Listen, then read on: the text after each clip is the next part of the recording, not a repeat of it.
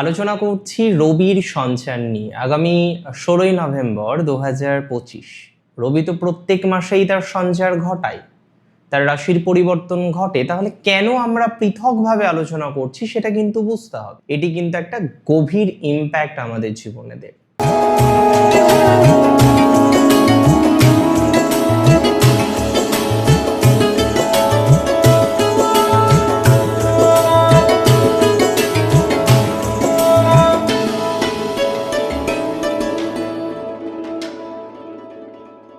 নমস্কার, জয়শ্রী গণেশ, স্বাগতম আপনাদের প্রত্যেককে আজকের অনুষ্ঠানে।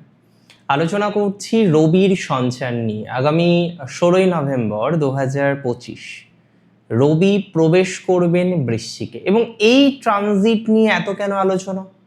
রবি তো প্রত্যেক মাসেই তার সঞ্চার ঘটায়, তার রাশির পরিবর্তন ঘটে। তাহলে কেন আমরা পৃথকভাবে আলোচনা করছি সেটা কিন্তু বুঝতে হবে। অ্যাকচুয়ালি এই ট্রানজিট অত্যন্ত গুরুত্বপূর্ণ।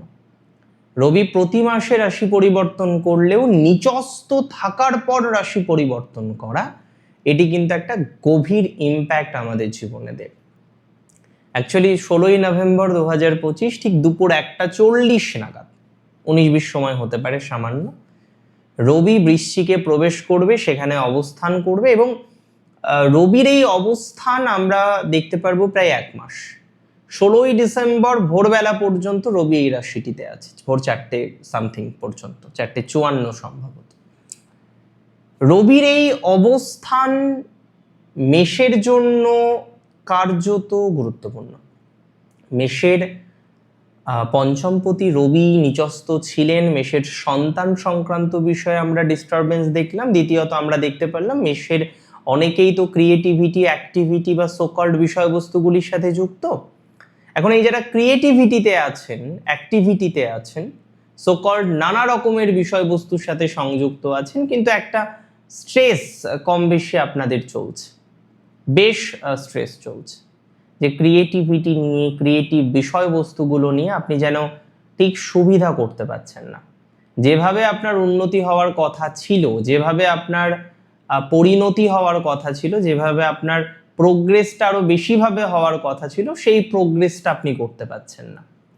একটা লস, একটা ডিস্টারবেন্স, একটা নেগেটিভিটি, আপনার ক্রিয়েটিভিটি নিয়ে নেগেটিভিটি। আজকে অনেকেই আছেন তারা ফেসবুক করছেন, ইউটিউব করছেন, ইনস্টাগ্রাম করছেন, সোশ্যাল মিডিয়া ইনফ্লুয়েন্সার হিসেবে কাজ করছেন। দেয়ার আর সো মেনি পিপল যারা এই ধরনের ম্যাটারগুলির সাথে কানেক্টেড, কিন্তু কোনো একভাবে আমরা দেখতে পাচ্ছি যে আপনি যেন প্রোগ্রেসটা পাচ্ছেন না। কোনো একভাবে আপনি উন্নতি করার চেষ্টা করছিলেন, কিন্তু সেই উন্নতি করার ক্ষেত্রে আপনার ডেভেলপমেন্টটা কিন্তু আসছে না। কোনো একভাবে আপনি বারবার চেষ্টা করছিলেন যে না, আপনার অ্যাক্টিভিটিগুলোকে সেটেল ডাউন করতে, আপনার ক্রিয়েটিভিটিগুলোকে সেটেল ডাউন করতে, কিন্তু আপনি কোনো না কোনোভাবে আপনার সেই ক্রিয়েটিভিটি, আপনার সেই অ্যাক্টিভিটি, আপনার সেই প্রফেশনাল জায়গাটাকে সেটেল ডাউন করতে পারছেন না। দেখুন, আমি খুব সিম্পল কথা সিম্পলভাবে বলতে পছন্দ করি। মূল কথা, যারা নিজেদের ক্রিয়েটিভিটিগুলো নিয়ে কিছু করার চেষ্টা করছেন কিন্তু অসফল হচ্ছেন, যারা নিজেদের অ্যাক্টিভিটিগুলো নিয়ে কিছু করার চেষ্টা করছেন কিন্তু অসফল হচ্ছেন, যারা নিজেদের বিভিন্ন রকমের পরিকল্পনাগুলো নিয়ে কিছু করার চেষ্টা করছেন কিন্তু অসফল হচ্ছেন, এই যে অসফলতা, আপনার ক্রিয়েটিভিটি পজিটিভ দিকে আসছে না, আপনার সন্তান ভাগ্য পজিটিভ দিকে আসছে না, রিলেশনশিপের যে স্টেটাস, রিলেশনশিপ রিলেটেড যে ম্যাটার, সেই ম্যাটারে আপনি ডেভেলপমেন্টের জায়গা করতে পারছেন না, তাহলে সমস্ত বিষয়ে আপনি প্রোগ্রেস করতে গিয়ে বাধার মধ্যে থাকছেন, সমস্ত বিষয়ে আপনি প্রোগ্রেস করতে গিয়ে অশান্তির মধ্যে থাকছেন।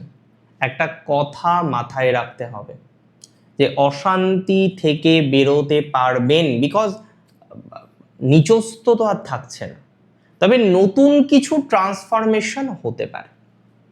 অনেকের লক্ষ্য করা যাবে যে রিলেশনশিপে পরিবর্তন আসতে পারে, যে একটা রিলেশনশিপ দীর্ঘমেয়াদী আপনি কন্টিনিউ করেন, কিন্তু রিলেশনশিপের মধ্যে যেন বাধাটা বেশি, অন্তরায়টা বেশি, সম্পর্কের নেগেটিভিটিটা বেশি।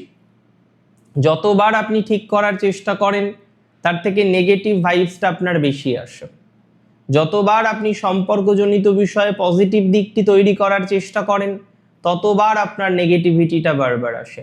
তাহলে যারা সম্পর্কের নেগেটিভিটিতে ভুগছেন, সম্পর্কটাকে স্টেবল করতে পারছেন না, সম্পর্কটাকে নিয়ন্ত্রণ করতে পারছেন না, একাধিকবার সম্পর্কজনিত বাধা আপনাকেও যন্ত্রণা দিচ্ছে, একাধিকবার সম্পর্কজনিত স্ট্রেস আপনাকে যন্ত্রণা দিচ্ছে, এবং আপনি হয়তো এর আগে 2-3 বার সম্পর্ক ঠিক করেছেন, মাঝে এমন একটা জায়গা যে চলছে, একটা রিলেশনশিপ আছে, বাট যোগাযোগটা সেরকমভাবে হয়ে ওঠে না, সেভাবে আর কোলাবোরেশনটা আপনাদের মধ্যে হয়ে ওঠে না, একটা যেন অবস্টাকল থেকে যায়, একটা যেন বাধা থেকে যায়, একটা যেন নেগেটিভ ভাইবস থেকে যায়।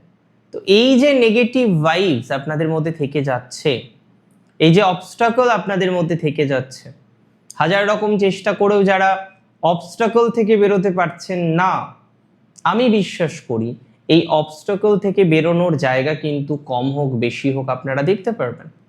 নিশ্চিতভাবে এর প্রবাবিলিটিটা বেশি যে আপনার যে অবস্টাকল, আপনার যে সম্পর্কের অবস্টাকল, আপনার যে যোগাযোগের obstacle, 5th house, 3rd house, তো ভাবোদ্ভাবম অনুসারে যোগাযোগের ক্ষেত্রে 5th-এর ভূমিকা অপরিসীম।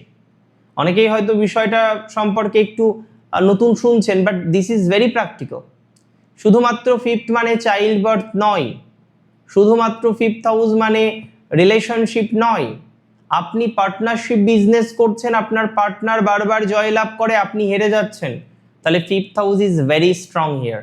এটা মাথায় রাখতে হবে যে সপ্তমের একাদশ, যেটি হলো পঞ্চম ঘর, সেটি খুব তীব্র, যে কারণে তার জয়যুক্ত হওয়ার সম্ভাবনাটা বেশি, আপনার হেরে যাওয়ার সম্ভাবনা হয়তো বেশি রয়েছে, বিকজ 6th হাউস কানেক্টেড নেই, কোনো না কোনোভাবে 12th হাউস কানেক্টেড হয়ে গেছে। দেখুন, অষ্টম মানে একটা পরিবর্তন, একটা ট্রান্সফরমেশন, একটা change, that is very sure. একটা পরিবর্তন হবে, একটা ট্রান্সফরমেশন হবে, একটা চেঞ্জ হবে, আপনার ইনার, আপনার নিজস্ব সত্তার ভিতরে কিছু পরিবর্তনশীলতা আমরা দেখতে পারবো। আত্মসত্তা পরিবর্তনশীল হতে পারে, নিজের কিছু পরিবর্তন হওয়ার যোগ খুব স্ট্রং। আপনি যেভাবে এতদিন পথ চলেছেন আর যেভাবে আপনি পথ চলছেন, দুটো বিষয় নিয়ে তো অনেক রকম কন্ট্রাডিকশন আছে, যে না হচ্ছে না, কোনো একভাবে বাধাগুলো কাটতে চাইছে না, কোনো একভাবে বিঘ্নগুলো কাটতে চাইছে না, এরকম একটা কন্ট্রাডিকশন আপনাদের ফেস করতে হয়। এটা তো ঠিক, এটা তো 100% সঠিক। কিন্তু যদি আপনি দেখেন আপনি এই কন্ট্রাডিকশনগুলো কোনো কোনো কারণে সেইভাবে স্টেবল করতে পারছেন না, একটা স্ট্রাগলের জায়গা আপনার থেকে যাচ্ছে, একটা অশান্তির জায়গা আপনার থেকে যাচ্ছে, I can give you that much of surety যে না, আমরা এখান থেকে ভালো একটা জায়গায় নিজেদেরকে নিয়ে যেতে পারবো। কারণ রবির এই ট্রানজিট অষ্টমে যাচ্ছে। দেখুন, কিছু ক্ষেত্রে মেষের এটা হতে পারে যে কিছু টাকা নষ্ট হলো, এটা খুব কমন, এটা হতে পারে, কিন্তু মেষ একটা নেগেটিভ ভাইবস থেকেই বেরোচ্ছে। এর আগে রবি রাজযোগ তৈরি করেও ব্যাপক অঙ্কের লাভ কিন্তু দেয়নি, তবে এখানে কোথাও যেন একটা পরিবর্তন, ট্রান্সফরমেশনের মাধ্যমে আপনার জীবনচক্রে কিছু সমৃদ্ধি বৃদ্ধির সম্ভাবনা রয়েছে। হয়তো ইনিশিয়ালি কিছু চেঞ্জ যেটা আপনার কাছে গ্রহণযোগ্য মনে হবে না, ইনিশিয়ালি কিছু চেঞ্জ আপনি হয়তো খুব চাপ ফেস করতে পারেন, আপনি হয়তো খুব ডিস্টার্ব ফেস করতে পারেন, যে না ইনিশিয়ালি একটা চেঞ্জ হলো, ইনিশিয়ালি একটা পরিবর্তন হলো, এরকম একটা জায়গা হয়তো আপনি ফেস করতে পারেন। কিন্তু আমি যতদূর বুঝি, আমি যতদূর বিশ্বাস করি, রবির এই ট্রানজিট আপনাকে একটা পরিবর্তন দেবে, একটা ট্রান্সফরমেশন দেবে মেষের, এবং সেই ট্রান্সফরমেশন আপনার ফাইন্যান্সের ক্ষেত্রেও কিছুটা অ্যাপ্লিকেবল হবে, বিকজ 8th-এর রবির 7th অ্যাসপেক্ট আপনার 2nd হাউসে থাকবে। তাহলে কিছু ইনহেরিটেন্স প্রপার্টি রিলেটেড ঘটনা কিন্তু ঘটতে পারে এই সময়। আপনার ইনহেরিটেন্স রিলেটেড কোনো সমস্যা, দীর্ঘমেয়াদী একটা ইনহেরিটেন্স রিলেটেড আপনি চাপের মধ্যে থাকেন, দীর্ঘমেয়াদী একটা ইনহেরিটেন্স রিলেটেড আপনার ডিস্টারবেন্স চলে আসছে কনস্ট্যান্টলি, আপনি হাজার রকমভাবে চেষ্টা করেছেন যে আপনার ইনহেরিটেন্সের প্রবলেমটাকে সমাধান করবেন, কিন্তু আপনি আপনার ইনহেরিটেন্সের প্রবলেমটাকে সমাধান করতে পারছেন না।